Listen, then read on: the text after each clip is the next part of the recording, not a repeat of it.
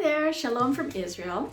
My name is Nesher, and I want to share with you today an exciting Hebrew word study from my new book, Hidden Secrets in the Hebrew. You know, Hebrew is such an amazing language, and it's like this big treasure chest full of these insights and revelation and mysteries and secrets that are just kind of hidden right there in the Hebrew. So I wanted to make that available to you. So I'm doing this video series. This is the first one, and it's from chapter 14 in my book, and it's called Rolling Away the Reproach of Egypt.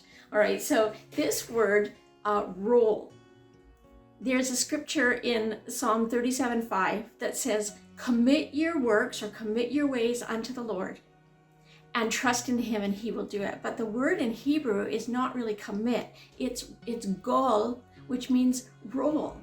Roll is the Hebrew word gol.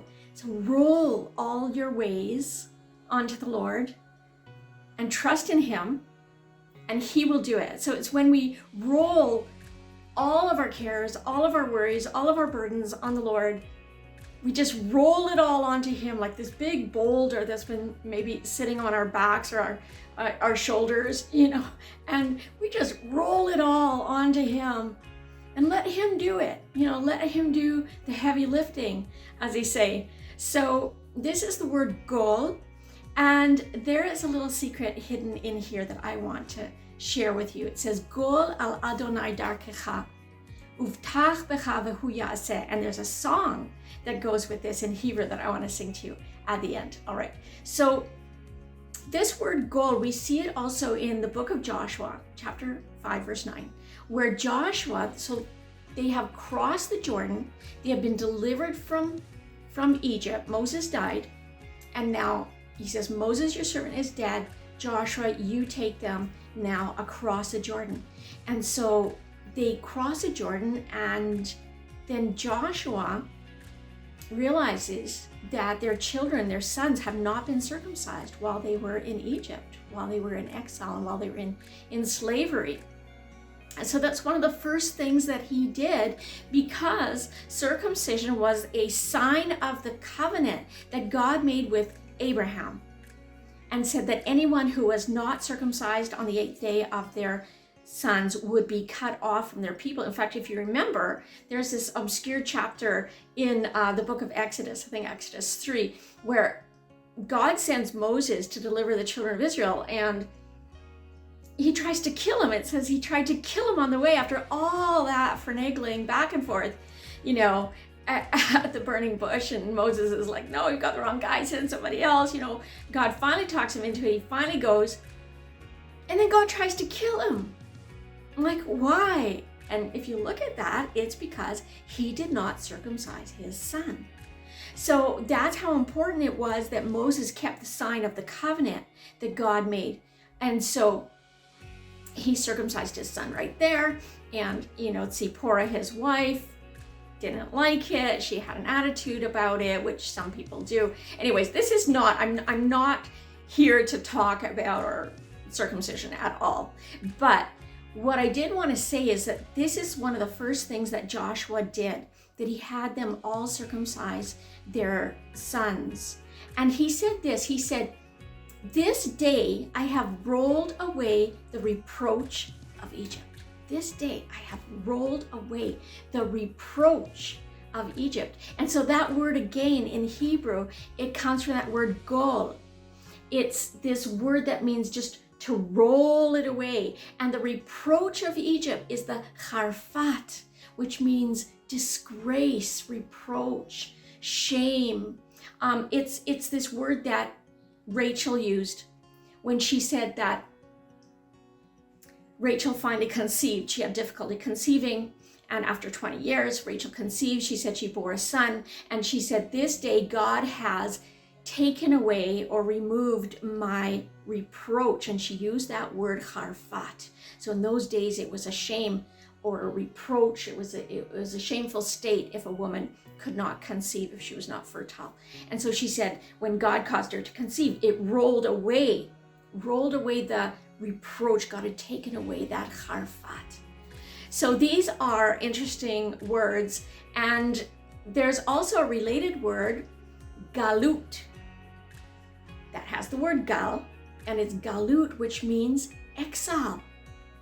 So it's related to this state of exile, that when Joshua rolled away the reproach of Egypt from the children of Israel and from their sons, he was actually rolling away the reproach of being in exile. Not only were they in exile from the land by being slaves in Egypt, but they were in exile from God because they had not kept the sign of the covenant. So they were exiled from their land. They were exiled from the covenant with God. And Joshua rolled away that reproach of being in the galut, of being in exile. So these are all related. And wait, there's more, because you might be thinking, well, okay, that's fine, but how does it relate to me as a follower of Yeshua? Yeshua is Jesus' Hebrew name, which I usually use.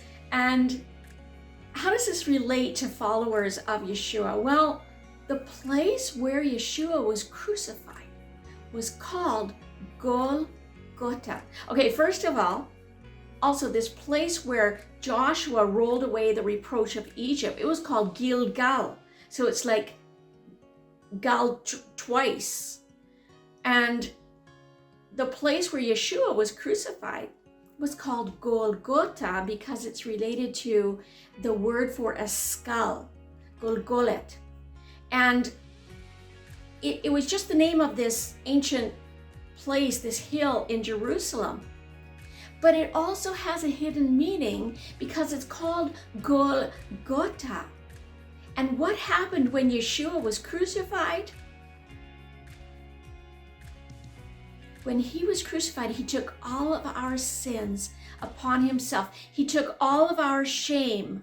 He took all of our disgrace. He took all of our reproach, all the things that we did and all the things that were done to us, all the things that we have been through in the past when we were in the galut, when we were in exile from God and exile from our promised land. And we have all done things that we are now ashamed of, that brought disgrace upon ourselves, upon our family, upon our children.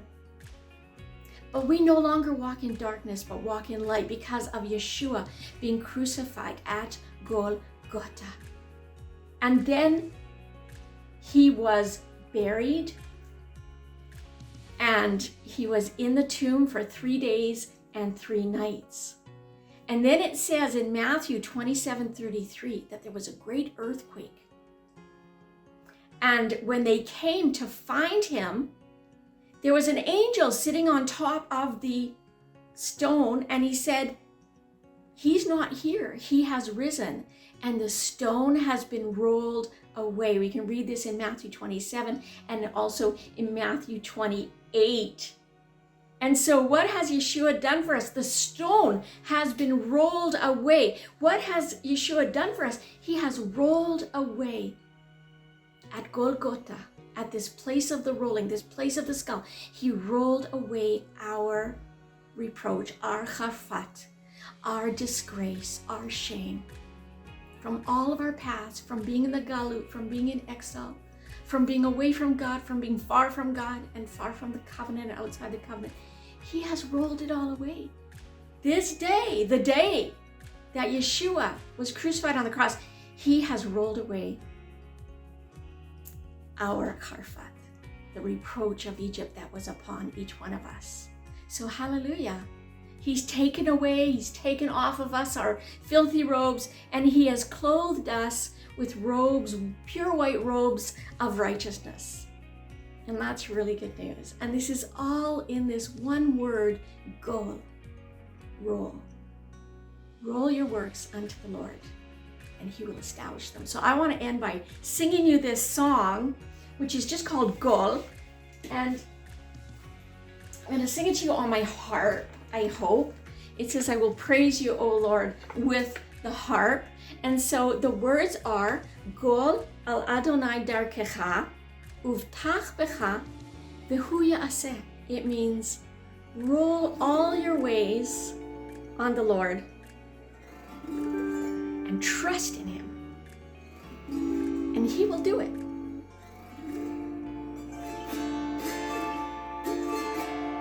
Gol, gol, gol Adonai darkecha. Gol, gol, gol Adonai darkecha. Ubtach alav, vehu, vehu yaseh. Ubtach alav, vehu yaseh. A little faster. Gol, gol, gol Adonai darkecha. Gol, gol, gol Adonai darkecha. Ubtach alav, vehu, vehu yaseh. Ubtach alav, vehu, vehu yaseh.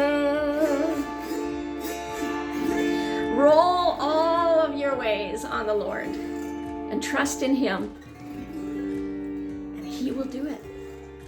He will accomplish it. He will perform it. He will perfect all that concerns us because He's a faithful God. So roll everything on the Lord. Trust that He has rolled away all of our reproach of Egypt on the cross. Amen. Thanks for listening. I hope you're going to enjoy these Hebrew word studies. Hope to have another one ready for you soon. And I'm going to put the link to my book. It's now on Amazon. I'm so excited. It's been years writing this huge book. And it ended up being so big, such a big baby, that it ended up to be twins. So it's volume 1 and volume 2, but it's like one book, so get the whole set. And I pray that it'll be a big blessing to you and many, many others. So shalom from Israel. Talk to you again soon.